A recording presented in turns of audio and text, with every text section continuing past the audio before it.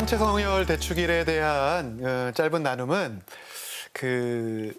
옛날 신앙인이 아니었던 안토니우스 황제에게 유스티노 성인이 성찬례를 설명하는 그 장면부터 시작을 좀 하고 싶습니다. 어떻게 이제 성찬례를 설명하는지 한번 들어보세요. 일요일이라고 불리는 날 모든 사람들이 한 곳에 모입니다. 시간이 허락하는 대로 사도들의 기록과 예언자들의 글을 읽습니다. 독서가 끝나면 모임을 주재하는 사람이 그 훌륭한 일들을 본받으라고 권하고 격려하는 말을 하게 됩니다. 그 다음에는 모두 함께 일어나서 기도를 합니다. 우리가 삶과 행동으로 의로운 사람이 되고 계명을 충실히 지키는 사람이 되어서 영원한 구원을 얻도록 우리 자신과 또 다른 모든 사람들, 또 그 어느 곳에 있던 사람들이든지 모든 사람들을 위해서 함께 기도를 하게 됩니다. 다음에는 모임을 주재하는 사람에게 빵과 물과 포도주를 섞인 잔을 가져다 줍니다. 그 사람은 이것을 받아서 성자와 성령의 이름으로 우주의 아버지께 찬미와 영광을 바치고 우리가 이 선물을 받기에 합당한 사람으로 뽑힌 데 대해서 오랫동안 감사를 드립니다. 그 사람의 기도와 감사 기도를 끝내게 되면 모든 참가자들이 아멘이라고 환호성을 울리게 되죠. 모임을 주재하는 사람이 감사 기도를 드리고 회중이 응답하고 나면 부제라고 불리는 사람이 모든 참가자들에게 축성된 빵과 물을 탄 포도주를 나누어 주고 그곳에 오지 못한 사람들에게도 가져다 줍니다 라고 설명을 하고 있어요. 예전에 초대교회 때 어떤 식으로 성찬례를 지냈는지 또 성찬례에 어떤 중심을 두고 임했었는지를 좀 생각해 볼 수 있을 것 같아요. 어떻게 그렇게 좀 느껴지시나요? 네. 그리스도의 성체와 성혈 대축일은 그 첫 시작은 구약의 기억으로 우리를 초대하고 있습니다.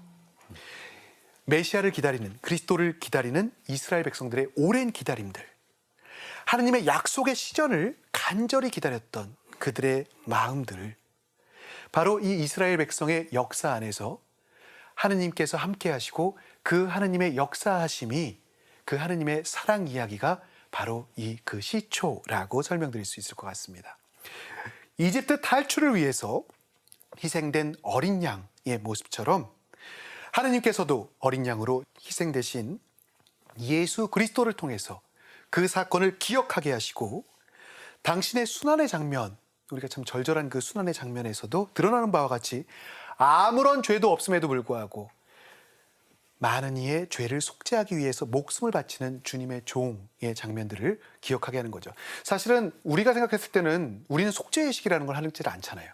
고백성사가 있지만 뭐 성전에 가가지고 양을 바치거나 이래서 우리의 죄가 대신 씻겨진다라는 개념 자체가 없는데 구약의 민족들은 내 대신 내 죄를 뒤집어 씌워서 희생제물들을 속죄제물들을 바쳤단 말이에요.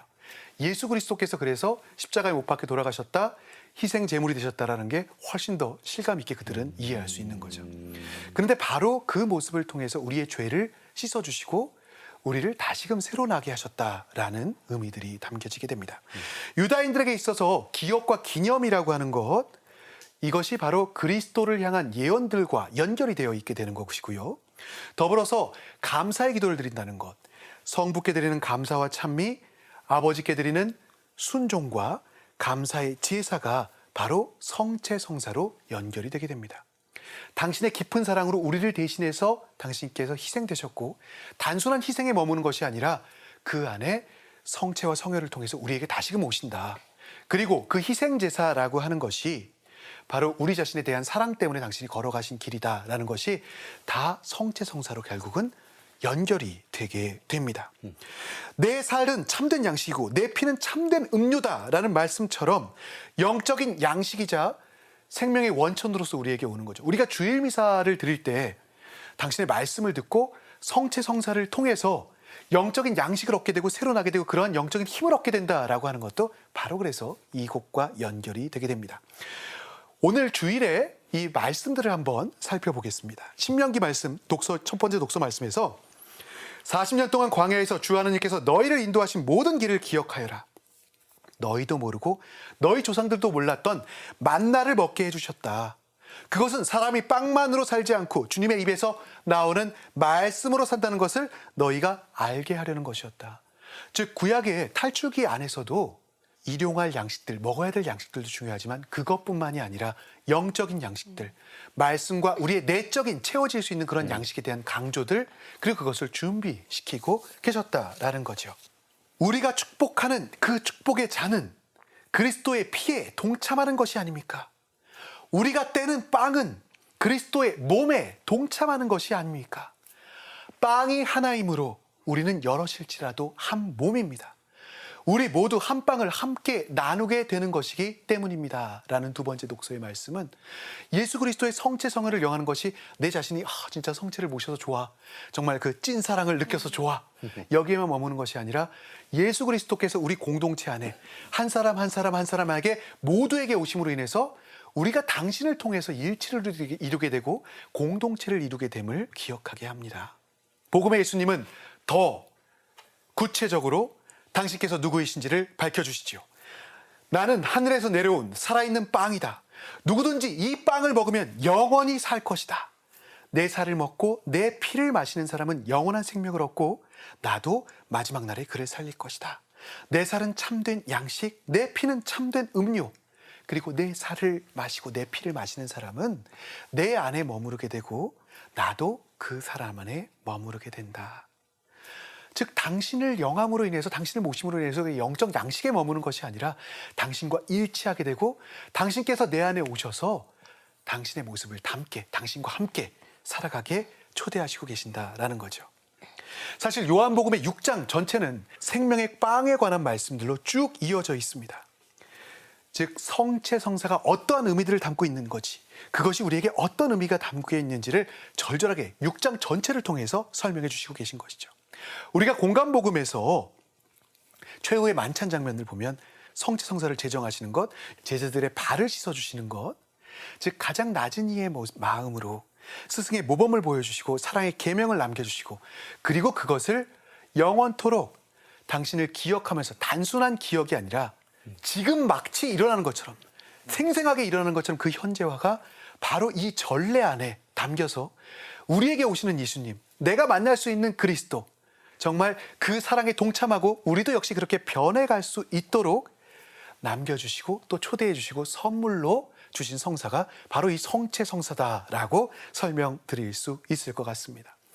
즉 구약의 파스카라고 하는 것이 그냥 구약으로 끝나버리는 것이 아니라 예수 그리스도를 통해서 이제는 신약의 파스카로 넘어가게 되고, 우리가 그 신약의 파스카로 새로운 이스라엘 백성들로 초대되게 되고, 예수님의 죽음과 부활을 통해서 성부회를 통해서 우리가 새로운 파스카의 성찬례에 참여할 수 있게 됐다는 것, 그 기억을 기념하고 우리도 마음에 새기면서, 우리가 그냥 이렇게 머무르는 거하고 정말 마음 안에 새기면서 거기에 동참할 때하고 성체 성사의 체험들, 느낌들 분명히 다르거든요. 그리고 그 성체 성사를 매주 참여함으로써 사실 우리가 이 세계적인 코로나 상황으로 인해서 얼마나 사실 고통스럽기도 했고 또 간절하기도 했어요. 근데 또 한편으로는 그냥 주일날 미사 드리니까 그냥 영상으로 보니까 좋은데, 그것도 크게 다르지 않은 것 같은데, 이런 느낌들을 가질 수도 있는데, 말씀들은 들릴 수 있지만 성체라고 하는 것, 내 안에 오시는 주심이라고 하는 것은 사실은 직접적으로, 물론 우리가 신약 영성체도 있지만은 직접적으로 성체를 모실 때, 그리고 교회의 구성원으로 믿는 이들의 공동체가 함께 모일 때, 그리고 그 안에서 정말 성사적 은총들이 모두에게, 한 사람 한 사람에게 흘러 넘치고 그것이 우리가 공동체를 이루게 된다라고 하는 의미를 다시금 생각해 보게 됩니다. 그래서 교회는 성체 성사로 산다라는 표현이 있는 것처럼 사도시대 때부터 기억해오고 2000년 이상 지속되어 왔던 이 성찬례는 예수 그리스도를 우리가 만날 수 있고 체험할 수 있고 그 안에서 살아갈 수 있는 원천이자 동력이라고 이야기할 수 있고, 그래서 성체와 성혈 안에 예수 그리스도의 일치를 이루는 것, 또 우리가 그 마음을 가지고 이 성찬 전례에 참여하는 것이 어느 것 때보다 중요할 수 있고, 그것을 기억하는 것이 바로 성체 성혈 대축일에 우리에게 초대된, 또 혹은 우리에게 맡겨진 하나의 작은 숙제들, 또 초대들이 아닐까 생각을 해봅니다. 그렇게 함께 나눠볼 수 있으면 좋을 것 같습니다.